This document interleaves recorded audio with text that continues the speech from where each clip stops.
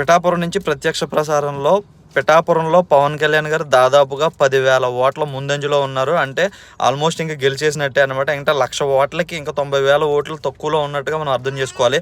ఎందుకంటే ఫస్ట్ 2 రౌండ్లు ముగిసేసరికి 10,000 ఓట్లు లీడింగ్లో ఉన్నారంటే ఇంకా మొత్తం అన్ని 16-17 రౌండ్లు ఉన్నట్టున్నాయి. అన్ని రౌండ్లు ముగిసేసరికి 1,00,000 ఓట్లు మెజారిటీ దాటిపోతుందని చెప్పేసి ఇక్కడ పిఠాపురం ప్రజలు అయితే చెప్తున్నారు. అయితే ఎక్కడికక్కడ చెక్ పోస్టులు పెట్టేసి పోలీసులు అయితే మనల్ని జేఎన్టీ దగ్గరికి వెళ్లకుండా సరే అన్ని చోట్ల ఆపేస్తున్నారు అనమాట.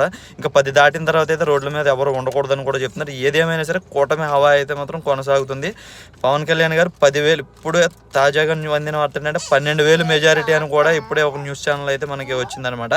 ఇంకా కాకినాడ ఎంపీ అయితే 8,000 ఓట్ల ఆధిక్యంలో ఉన్నట్టుగా తెలుస్తుంది. అక్కడ చలమలశెట్టి సునీల్ అయితే వెనకంజలో ఉన్నట్టుగా మనకు అర్థమవుతుంది. ఓవరాల్గా జనసేన మొత్తం 19 స్థానాల్లో లీడింగ్లో ఉన్నట్టుగా మనకు అర్థమవుతుంది.